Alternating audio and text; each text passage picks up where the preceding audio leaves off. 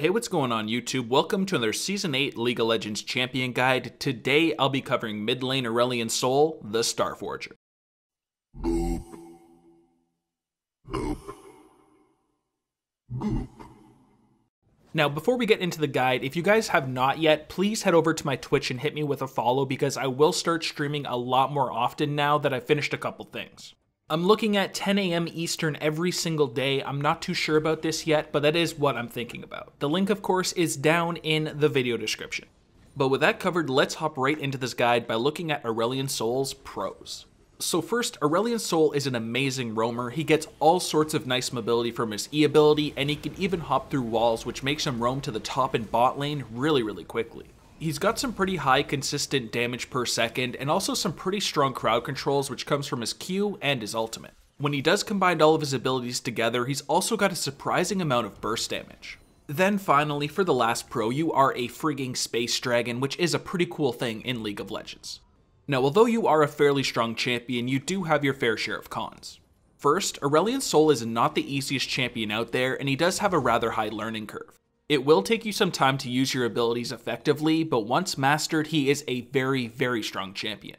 You are also a mana-hungry champion if you are using your W rather often, and you do lack defensives as well. Finally, crowd control against you is very annoying. Yes, it is strong against all champions out there, but it will deactivate your W, which is pretty frustrating to deal with. For your runes, you'll want to go for Sorcery and Inspiration, grabbing Phase Rush as your keystone. This will give you a nice burst of movement speed whenever you hit an enemy champion with 3 separate attacks or abilities, which can allow you to land your W much easier. You'll be able to stick on the outside of the fight with this movement speed and slowly poke the enemy.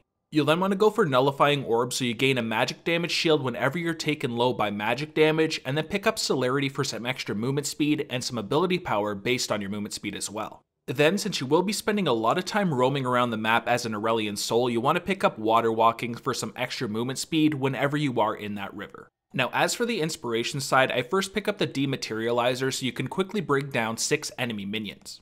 I then like to pick up Time Warp Tonic because you will be going for a Corrupting Potion start on Aurelion Sol, and this will make it last a little bit longer and give you some really nice movement speed. For your first summoner spell, you'll of course want to pick up Flash. You're a rather squishy mid laner that doesn't have the best escape abilities in the world, so of course you will want to pick up Flash so you can save yourself over and over again throughout the game if you do get caught in bad positions. You can of course also combo with your ultimate to pull off an insect combo and knock the enemy backwards in towards your team. I then usually like to pick up Ignite as my second summoner spell because this will add some really nice kill pressure into the lane phase or into your roaming ganks. You could of course pick up a defensive option instead, but usually I will stick with Ignite so I have really strong roams. Now let's look at your abilities, starting with your passive, Center of the Universe. So this here is your innate ability that makes 3 stars orbit Aurelion Sol. Ability inhibiting crowd control disables Center of the Universe. This makes your stars do some magic damage based on your ability power ratio, and of course it does apply your spell effects as well, which makes a Rylai's Crystal Scepter pretty strong on Aurelion Sol. These stars will also execute minions that are below 25 health. So this here is a pretty strong passive because it is your main way of doing damage as Aurelion Sol. You don't have to auto attack too often because you do have these stars. They're great for last hitting enemy minions, they're also great for harassing the enemy champion, and they get even stronger when you use your W to make them push out. Next up is your Q ability, Star Surge. When activated, you'll fire out the core of a newborn star in the target direction, and it will get bigger and bigger as it does progress throughout your outer limit. While this star exists, you'll also be granted 10% bonus movement speed. Once this does go beyond your outer limit or you reactivate it, the core detonates, dealing magic damage to all enemies caught within and also stuns them. You can also combo this with your E ability to make a really big star, but this is rather dodgeable unless the size is obnoxiously large. This ability is also great in offensive and defensive situations. If you land it on the enemy champion, you can activate your W to get off a lot of nice free damage, but it's also great against assassins when they jump on top of you. You can always use this to stun them and get away to safety. Next up is your W, Celestial Expansion. This will passively increase the damage from your stars, but if you do toggle it, Aurelion Sol instead pushes his stars out to the outer limit and increases their damage by 50%. This extended range is really strong in Aurelion Sol because you can safely last hit minions, and it's great at poking a lot of enemy champions out there because the range is pretty decent. You can combo it with your Q ability to stun the enemy champion and then activate your W to do a bunch of damage onto that stunned target. When the enemy does close a gap on you, you will want to deactivate the ability to pull the stars back in. You will want to use this ability to safely damage the enemy from the outside of the fight in a team fight. The slow from the Rylai's Crystal Scepter will really help you with this. Keep in mind, since your ultimate does push the enemy back, you can always use that as well to knock them back into the outer limit. Next up would be your E, Comet of Legend. Passively, Aurelion's soul will gain increasing amounts of bonus movement speed when he is moving in the same direction, which will be lost when he turns. When he activates this, he'll pull in his stars and take flight in the chosen direction. He'll also ignore terrain and unit collision, and he will be able to be seen regardless of obstruction. This ability is great for roaming because he will get all of that movement speed when he is moving in that target direction, and of course he can go over terrain, so he'll get there a lot quicker than most champions. You can of course combo this with your Q ability as well to form a really big star. I will be covering that in a little bit. It is a decent combo, I don't use it too often, but it is something you can do. And last but not least, you have your ultimate, Voice of Light. When you activate this ability, you'll shoot out a wave of starfire in a line, dealing magic damage to all enemies hit, slowing for 2 seconds, and knocking targets back to the outer limit if they are within. So the first reason this ultimate is really strong is because you can use it to self-peel. If a target like an assassin is within your stars, you can always use this ability to knock them out back to your outer limit and then activate your W to do a bunch of damage to that target. It also does some pretty significant damage, so it's great at executing enemies that are far away from you, and the slow is also pretty damn strong in teamfights. You do also have the option of pulling off an insect combo as well and knocking somebody into your team. It's a really strong ultimate, and it's great in all sorts of different situations. Now let's look at that skill order, and first you want to put a point into your ultimate whenever you can at 6, 11, and 16. You'll then want to focus on maxing your W as quickly as possible because the base damage of your stars will increase, and when you push them to your outer limits, they will do even more damage, and it's great at last hitting and harassing your enemy. You'll then want to focus on maxing your Q ability second because it is a really strong stunning ability, and it can also do some pretty significant damage. That of course means you want to save your E ability for last, but you definitely want to take a point early on in it at level 3 so you can use it for all of the extra mobility and roaming that it provides. Now let's look at some of your combos, and first up we just simply combine the Q and the W. You can use these two abilities at the same time, and whenever your Q does hit the target, they will be stunned of course, and your W will start hitting them for that increased damage that comes from Celestial Expansion. It's a pretty decent combo to use early on in the lane phase and can get a lot of free damage onto the enemy.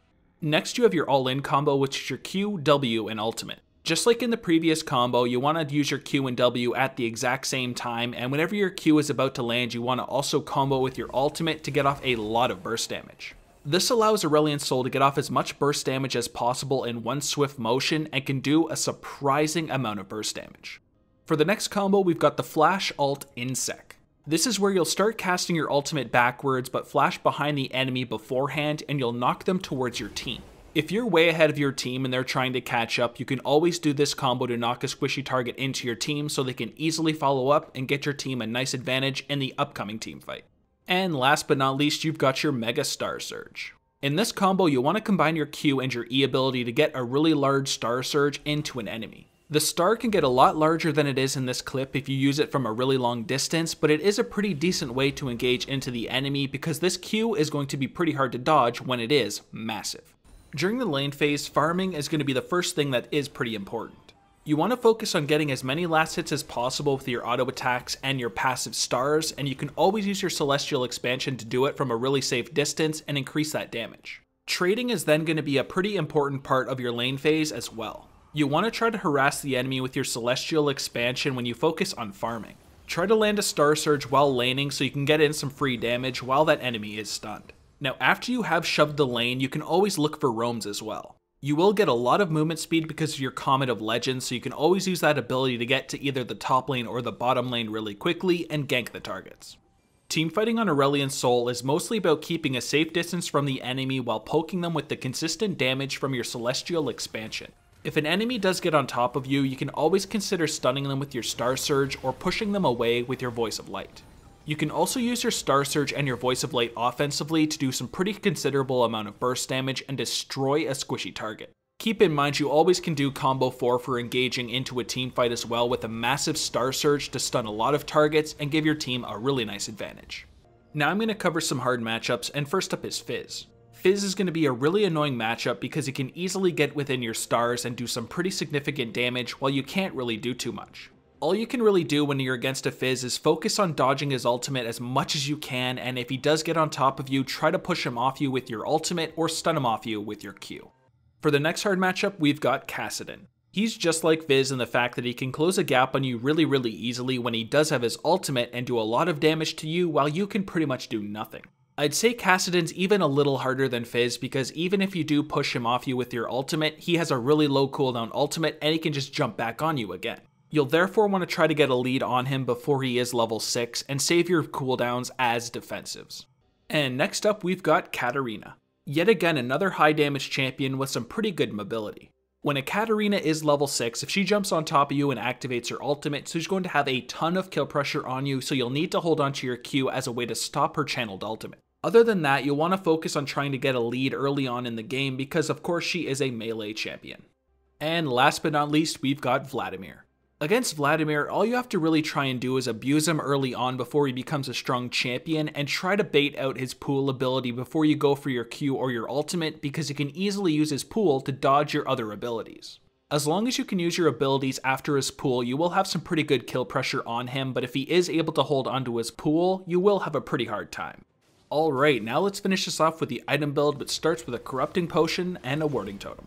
You'll want to go for this start because you'll get some really nice health and mana sustain throughout that early lane phase, and it also works great with the rune you took, Time Warp Tonic, because it will last 20% longer and you will get movement speed. You could always go for something like a Doran's Ring as well, but usually you will get more from the corrupting potion. Now for your core items, you want to go for a Rod of Ages, Rylai's Crystal Scepter, and a Liandry's Torment. This is going to give you a really nice chunk of ability power, but you'll also have a pretty decent health pool because every single item in this core item pool does have some health on it. Of course, your stars are also going to be slowing enemies by 20%, and the Liandry's Torment will be procced on them as well, so they will also burn your enemies. Although Aurelion's Soul already had some pretty nice consistent damage, this is going to make it even better. Now in between those core items, of course you're going to want to pick up your boots. My favorite here are the Boots of Swiftness because it gives you even more mobility, but you could get Merc Treads against high AP and CC heavy teams, Ninja Tabis against high AD teams, or if you want a bit of magic penetration, get some Sorc Shoes. Now for your item pool, you first have the Morellonomicon. This yet again will increase your ability power and your health pool, but it will also apply grievous wounds onto the enemy, so it will reduce healing that they do have, so anything like a Swain or a Dr. Mundo will have reduced healing. If you then want to go for a really high ability power build and do as much damage as possible, then you'll want a Rabadon's Death Cap. This of course has more ability power on it than any other item, and your ability power will be increased by a percentage, so it is a really strong item for hard carrying in the late game. If you were then against a team that had a lot of magic resist on it, then you may want to pick up a Void Staff for all of the magic penetration that is on the item. It's a really solid item against those tankier teams and can help you cut through that magic resist. Now as for defensive options, you have the Zhonya's and the Banshee's Veil. Zhonya's is a really solid option because you do have a stasis on it whenever you activate it, and that alone can give you a lot of survivability. If you then instead wanted a bit of magic resist and a spell shield that blocks a spell, then you would want the Banshee's Veil. The Banshee's Veil is great especially against assassins like Fizz because it will be able to block their ultimate, so they can't really engage from a really long distance if you do have it up. So for an example full build, you have that Rod of Ages, then you'll want to choose your boots, get the Rylai's Crystal Scepter, Liandry's Torment, and then a Rabadon's Death Cap and a Void Staff. This is a really strong build because you will have some decent tankiness from all the health you do have from these items, and you'll also do an insane amount of damage. If you did instead want a defensive option, you could replace either the Rabadon's Death Cap or the Void Staff with something like the Banshees or the Zhonya's. And that's everything for Aurelion's Soul. If you guys enjoyed the video, please like and subscribe and visit my video description below. I have a link to all my social medias, and I do also have a Discord server, so that's one you should definitely check out.